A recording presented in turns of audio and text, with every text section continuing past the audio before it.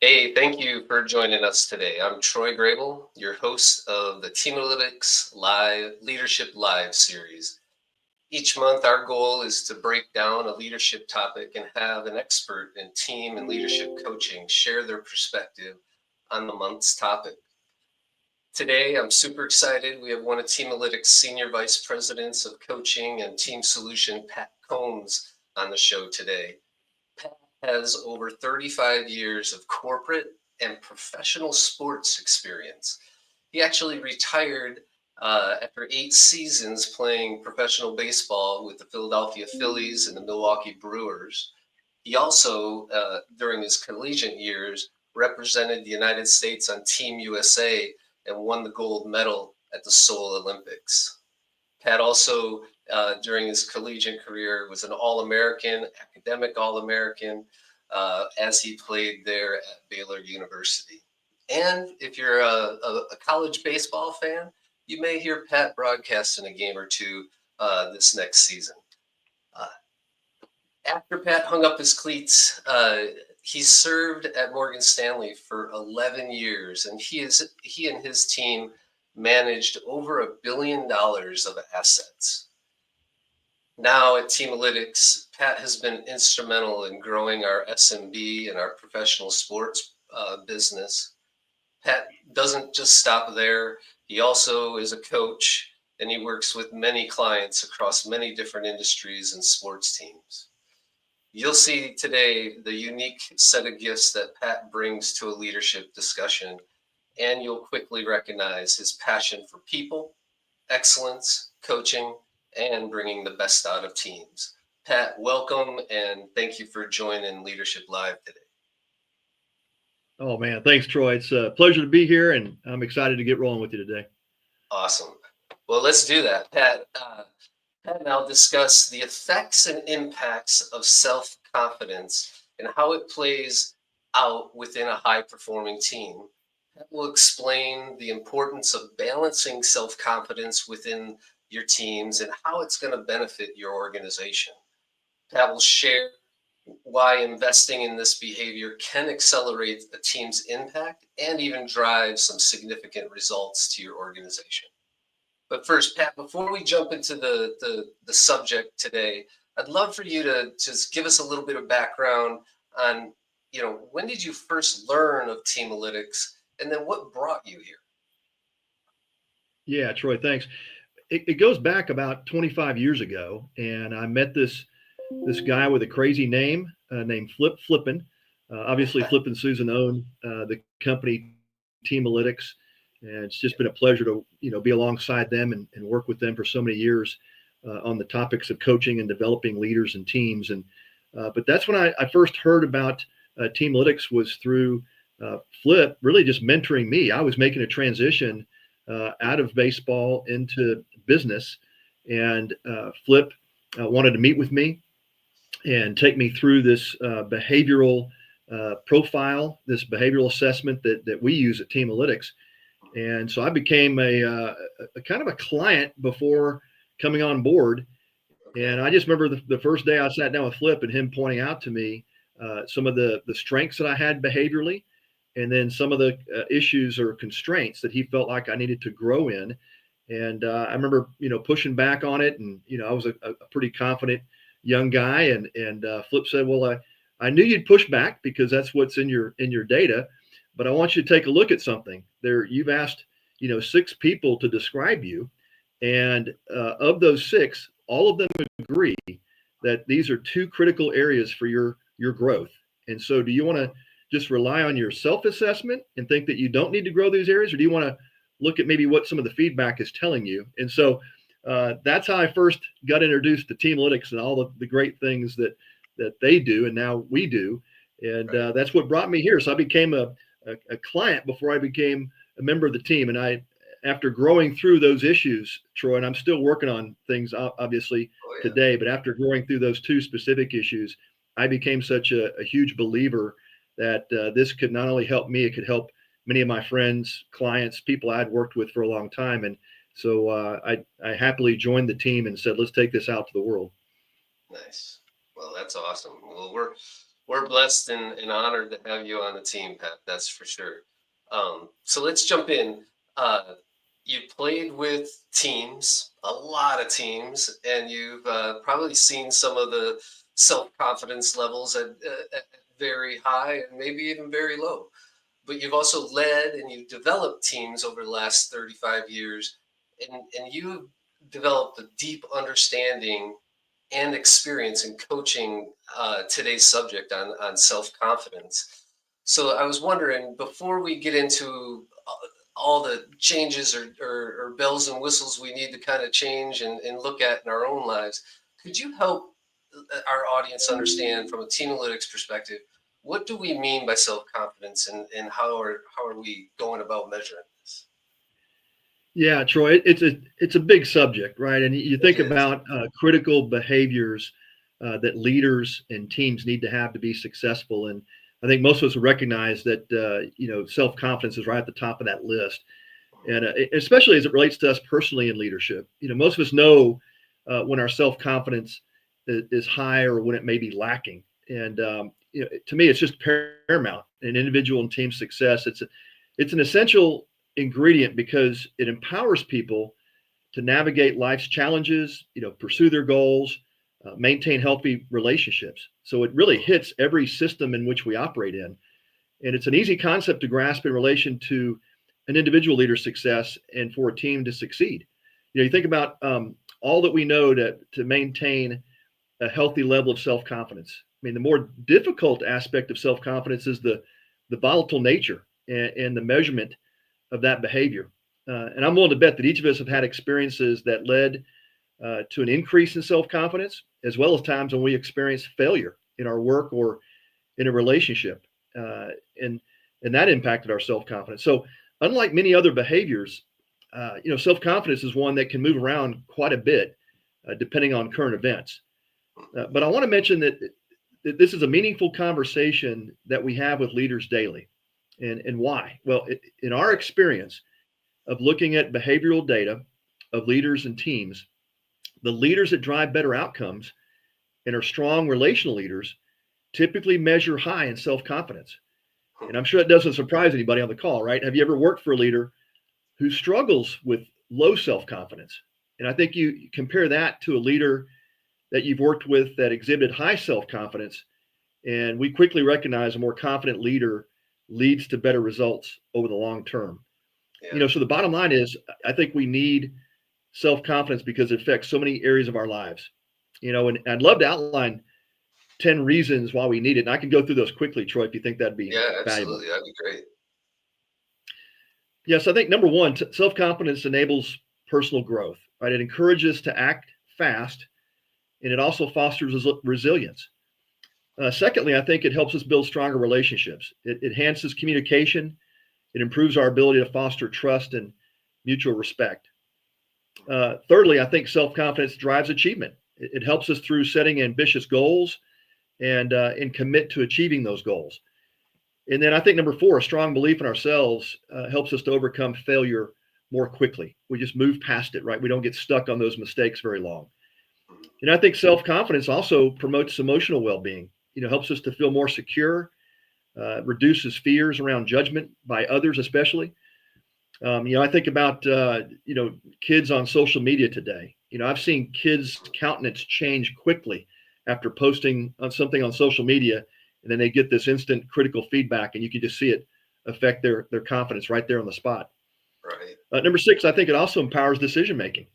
Think about how confidence helps us trust our judgment, lessens the likelihood of second guessing ourselves.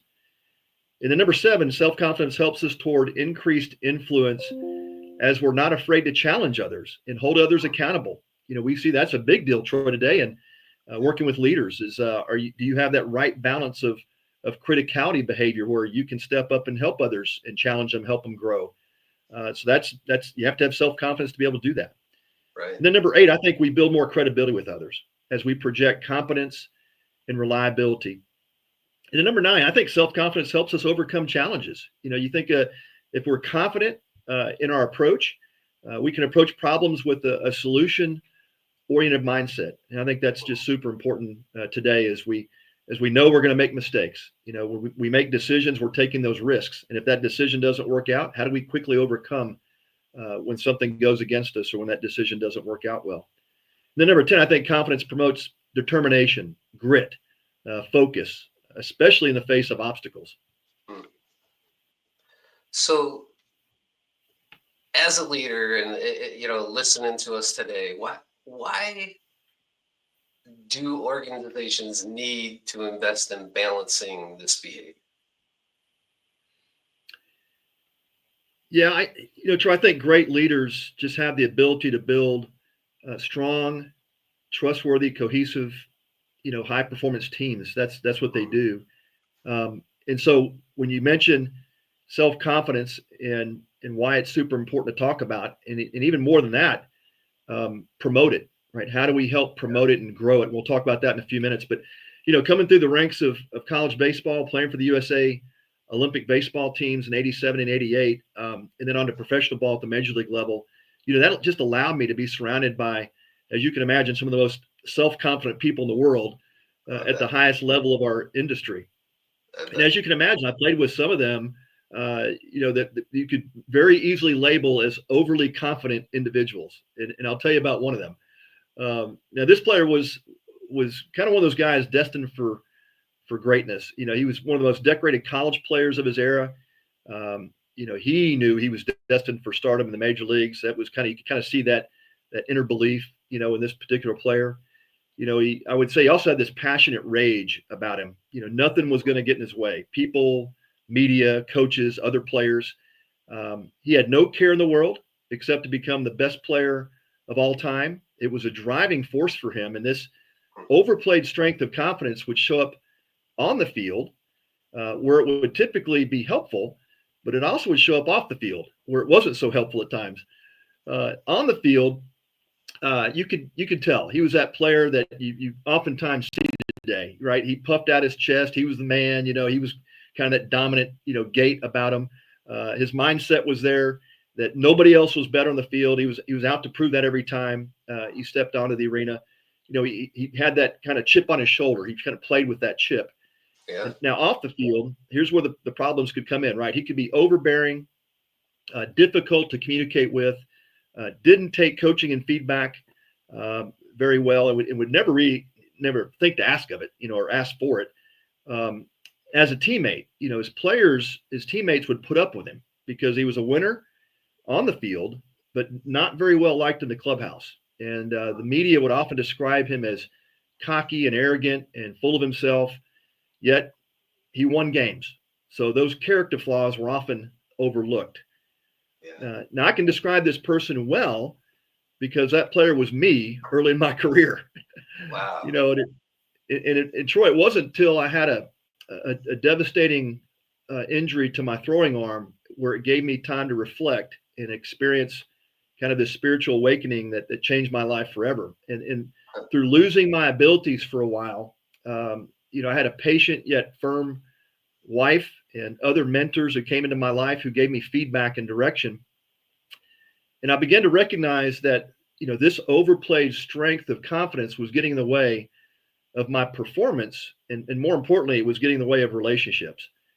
And, I think about that famous Cajun chef, Emeril, right? He would often proclaim, it's time for me to take it down a notch. And so I had to, process that, and I had time to reflect on that. Now, on the flip side, and a more common side of the self-confidence measurement are those who measure lower and need to raise their level of confidence. Now, there are two ways to measure self-confidence. I want to point this out because it's really critical in terms of how we identify it and how we coach through it. The first behavior is actually that measurement, the self-confidence scale. And our overall belief in ourselves and our abilities, that's where that measurement comes into play. If you have a strong belief in yourself and you believe in your abilities, you'll measure typically higher on that self-confidence scale. And high scorers are more self-assured. They have a high degree of trust in their judgment and their skills. And if you measure lower on that self-confidence scale, you're more likely to second guess yourself, and you'll typically, it leads to having difficulty taking risks. And then the other measurement I wanted to mention that we use at Teamlytics is the self-critical scale.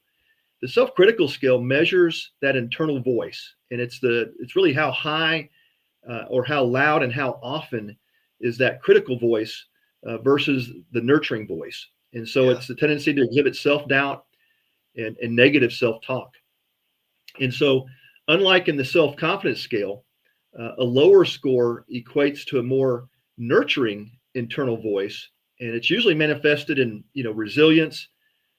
You see folks who are really self-reliant, less self-doubt, and they're very comfortable taking risks. Whereas a higher self-critical score is seen usually in holding on to mistakes. You'll find folks who just get stuck. They'll make a mistake. They'll say something in a meeting that, just didn't work or wasn't appropriate, and then they just stay stuck on it. It can come across as excess self-doubt, taking input personally, right? And they'll typically leads them to avoid conflict or tension. And then you'll often find folks with higher self-critical scores, they tend to overanalyze and they just become overly fearful. So it's really interesting to take a look at both of those scales. The self-confidence scale, which is the manifestation of really what's going on internally through that self-critical scale. Do we have a high need to be critical of ourselves, or do we manage that well and measure lower on that self-critical scale? That's very informational. That was great, Pat. I just learned a lot in the last couple of minutes there, so I appreciate that. So how does a company go about balancing this the right way? I gotta imagine it's like, wait a second, I gotta balance somebody or help somebody out here. How do they do that successfully? What's the right way? Yeah, great question, Troy. I think we wouldn't be real with you if we didn't tell you that self-confidence, self-critical scales are more difficult to move than most other behaviors that we measure. If you measure low on nurturing and you just need to really get out and engage more and connect more with your people and go deeper with folks, you can typically see a movement in that scale pretty quickly if folks are intentional about moving it and engaging in the right behaviors. Self-confidence, it's tough, and balancing it can be one of those difficult behaviors to move because it requires a ton of self-assessment and reflection, strong feedback, and then consistent attention to growing that area. Now, I want to give you a couple of examples of folks that I've worked with on both sides of self-confidence. And because I think it's such a critical thing to talk about in relation to, what does this look like practically? So one of my current clients is a highly skilled and technical organization, and most of their employees are, they have advanced degrees, some of the most brilliant people I've ever been around. They are super smart folks, and most are very financially and intellectually secure. I have to tell you, it's one of the most challenging groups of people I've ever coached. Now, the good news is that their leader recognized that this team was not rowing in the same direction.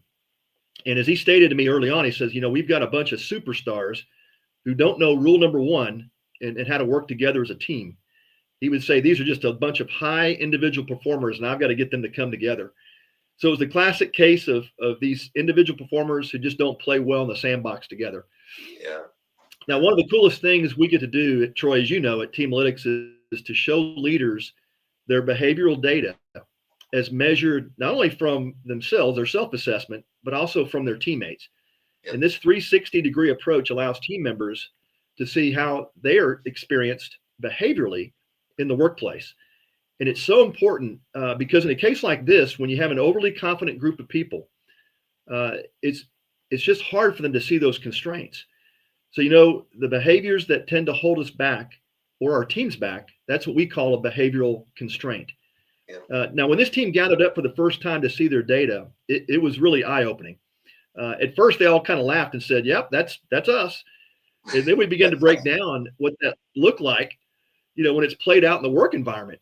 And as you can imagine, they talked about dismissing feedback, overpowering others, intimidating others, needing to get their way all the time. And this drive to win at all costs, which obviously damages relationships. So when we started breaking that down and reading through those behaviors, I could just see all the heads in the room nodding. Yep. That's us. Right.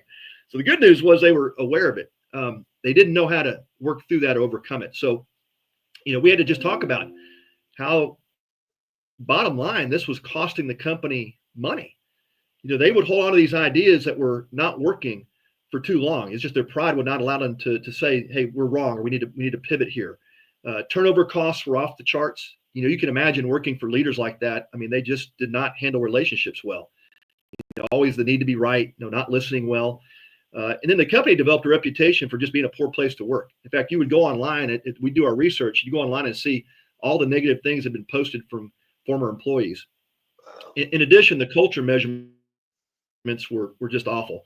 Employees complained about not being cared for, not being heard, leadership team that would just not take feedback. So the good news is this team responded well to seeing their overly high self-confident data. We developed growth plans, and they were specifically tied to actions that would help them to grow through those constraints. And the good news is I can report today we're seeing some progress. They regularly ask now for feedback. In fact, it's kind of mandated from the leader on down. They have to get 2 to 3 forms of feedback per week from their teams and the people around them. And then they report that back to me as their coach, so I can again reinforce what we're working on their action steps. And so the good news is we're seeing some progress. Now, Troy, you may say that's a pretty extreme case. I mean, where do you see teams that kind of exhibit that overly confident nature? And I would say you're right. You don't see it very often, right? Right. You usually see that one or two, or But we do see them. yeah. Yeah, that's exactly right. Yeah, usually it's just one or two people on the team, but yeah, this was just one of those unique cases where most of them had that same behavioral constraint.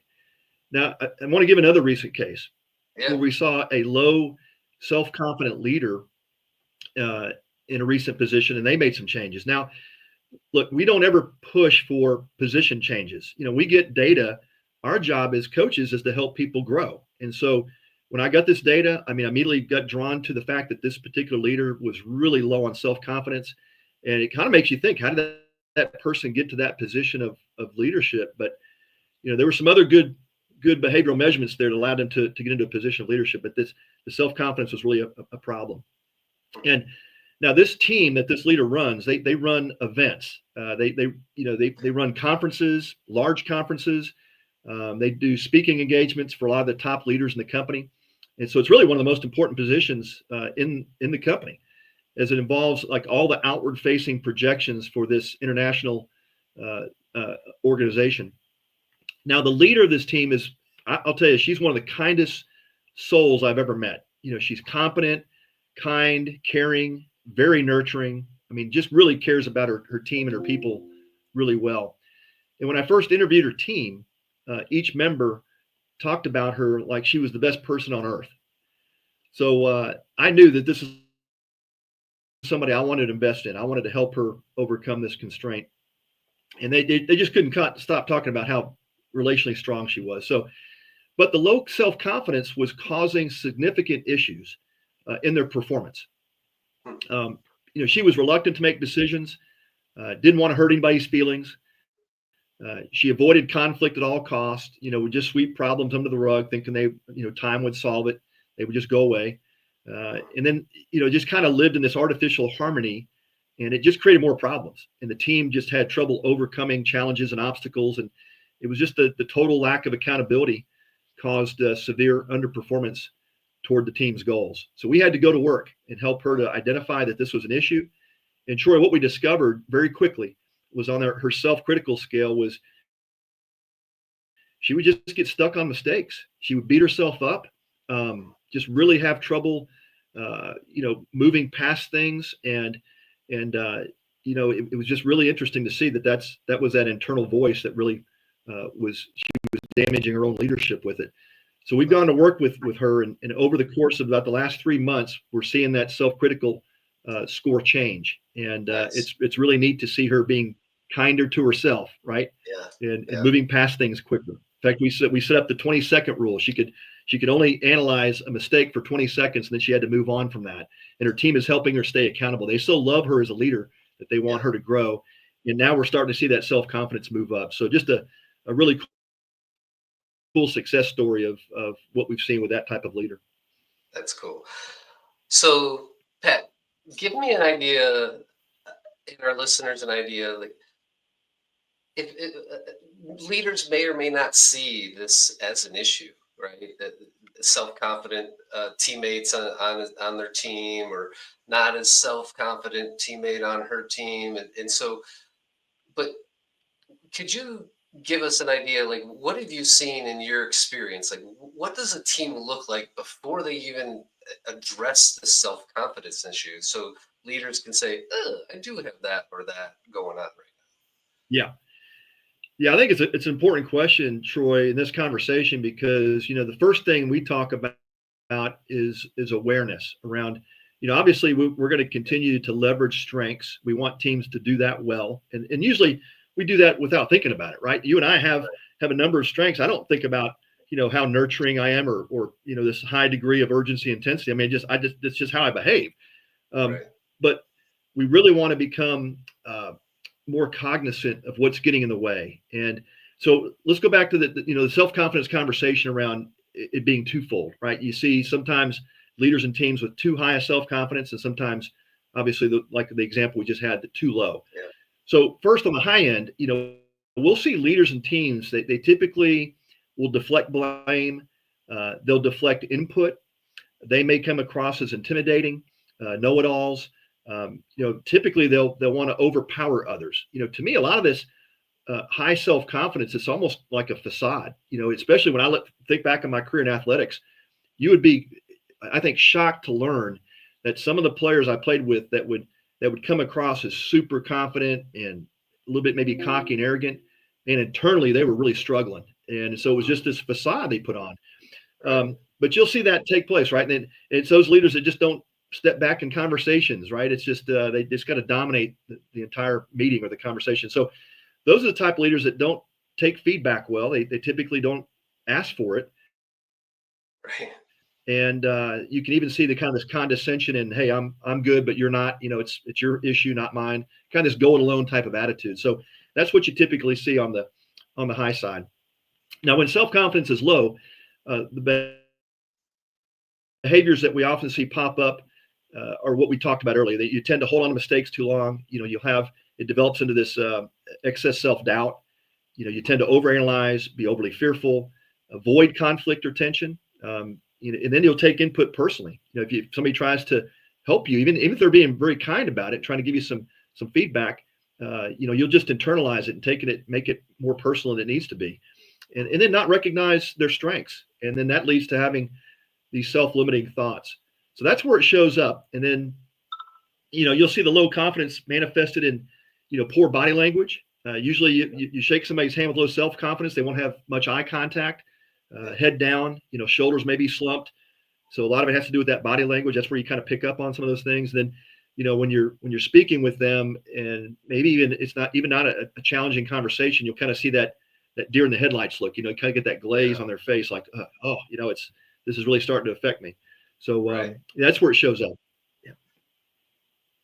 And then what have you witnessed? And you shared a little bit, but what have you witnessed as teams move towards that balanced culture of self-confidence? How have you seen teams just, propel forward? Yeah.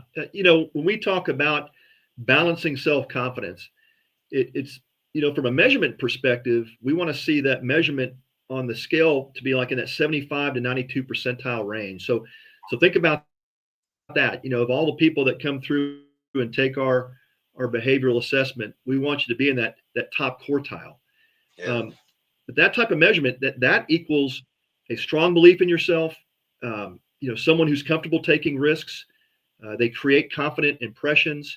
And then on the flip side, we want to see lower self-critical scales, which is that's that scale I talked about, that's complementary to self-confidence. And that's where you see the more nurturing self-talk, the type of self-talk that promotes confidence, resilience, the ability to move beyond mistakes faster. And so growing self-confidence, you can do it. It's a gradual process. And this is where, as coaches, as leaders, we have to have great patience, because it involves different ways of thinking, right? Different skill building. And then it takes consistent practice to do it. So having a team around you that understands that growth plan and a commitment to grow, that really is the key. and those truth tellers that we invite in to provide strong feedback and accountability. I think to me, it's the most crucial, critical component to our growth in this area. And I mean, any area really, but especially when you're trying to grow this self-confidence piece. So I'm a big believer, Troy, and you've heard me say this before, of behaving our way into new ways of thinking. I think that just allows us to accelerate growth. And I often hear people say, "Hey, you just got to think differently about that." I'm like, "Yeah, you can," and I think that'll work over time if you can train your mind to think differently. But why don't we Right. just do the behaviors that eventually Right. will lead to changing the way we think? So Right. yeah, yep. And I think, look, we here's the thing: we got to be patient with that Yeah. self-confidence scale. Let me give you one personal story, Troy, and I hope this resonates. Yeah. So my son Connor, who's now 29, has a family and beautiful wife, doing great. But he was the middle of our three boys. Uh, Definitely the least self-confident of the three as he was growing up. Now, I would tell you, and I think his mom, my wife Christina, would tell you, his skills were equal to his brothers in sports, and he had much more confidence in academics. He was a straight A student, Wow. but it didn't translate onto the athletic field until about his sophomore year in college. Now he was undersized in high school, and he played football and baseball, and it just kind of took him a while to mature. He was a late bloomer, and I think that it just kind of affected him internally. But by a sophomore year in college, he was voted team captain of his team on his college baseball team. First time a sophomore had ever been voted as captain. And That's then cool. you could just kind of see that confidence just build and build. And man, his performance on the field took off. He ended up setting multiple team records during his collegiate career. And he became only the second player in NCAA history to be named Academic All-American of the Year in 2 successive years. Wow. So I would say Connor's case would fall into that category of success breeds confidence. Yeah. But it took several years, and it didn't happen overnight. And it really was him taking small steps and gaining some success and becoming more confident in his skills and abilities. But I think as leaders, we just got to realize that there's a reason that we call it self confidence, right? We can't inject it into others as much as I would like to have a magical shot or something we could Right. just inject. It doesn't happen that way. It's got to come from within, Right. and now we can assist in nurturing that growth through a balanced approach of affirming our teammates, but also challenging them and calling out greatness in them. I'm Yeah. so thankful that I had teachers and mentors and coaches who not only encouraged me, but they were not afraid to challenge me. And they would challenge me to set high expectations, high goals, and then develop a plan to reach those objectives. So, Troy, would it be helpful just to maybe talk about some more practical examples that our Yeah. If you leaders got use to one help more too, raise yeah, absolutely. self-confidence? Yeah. Yeah, Absolutely. I know we're running up against time, but Yeah. let me do it. Let me just go quickly through this. Um, Okay. those with low self-confidence, what I encourage them to do is create a strengths list, read it daily, repeat it often. This exercise really does help them develop more positive self-talk. Another exercise I've seen work well is to help others limit their self-evaluation after mistakes. I mentioned earlier, working with some leaders, I give them a 20-second or a 30-second rule. After a mistake, evaluate that misstep for 30 seconds. Then now you got to focus on what you're going to do differently in the future, and that's going to be Yeah. your focus going forward. So all these coaching steps can be written and shared with an accountability group. And as you and I have talked, that to me is the way to accelerate growth, right? When you invite people around you to give you input and feedback on how you're doing. And I've got 3 fellow coworkers that do that with me. They remind me of what I'm working on. They help give me some feedback and scores. And that verbal feedback I receive weekly helps me to know if I'm on track or if I need to be more intentional towards my growth plan. So those are just some simple practical steps, Troy, but they really do work. No, that's awesome, Pat. Those were you hit them quick. I appreciate those three. I do like to close out our session, Pat, with just some rapid fire questions. Um, if you don't mind, let me throw a couple at you here. What's your favorite leadership behavior to coach? Oh man, we I love the self confidence skill, but I go back to the what I call the legacy skills, that those nurturing and criticality scales. My need to connect to others, to lead them well, to care about people.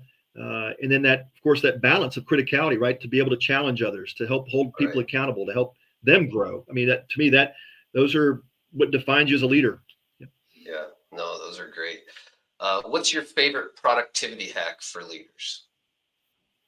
Oh man, one I work on, I think would be practical for today is one I work on early in a year is I challenge leaders in January, especially every coaching call I have, I ask about their vision, and I want to hear them repeat their vision. Where's your organization? Where's your team going?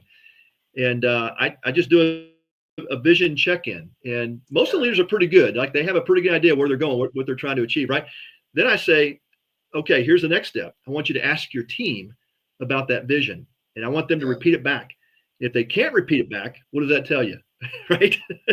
They may not be all aligned with where you're trying to take them. So do a vision check. That's my favorite productivity hack. I like that one. What's the best leadership advice you've ever been given? Oh man, that's easy, Troy. It's love people well. I think great leaders love their people, and the returns are tenfold. Wow.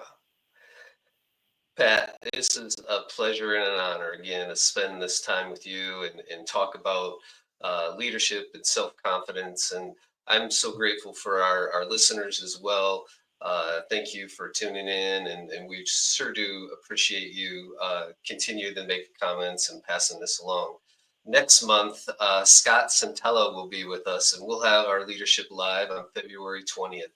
Look out for some emails and LinkedIn posts, and please register. Again, Pat, thank you for your time today, and thank you for your wisdom that you shared this afternoon. Appreciate it. Oh man, been a pleasure, Troy. It's great being with you, and thank you to all those who tuned in today. Appreciate everybody. Awesome. Thank you. Thanks so much, Pat.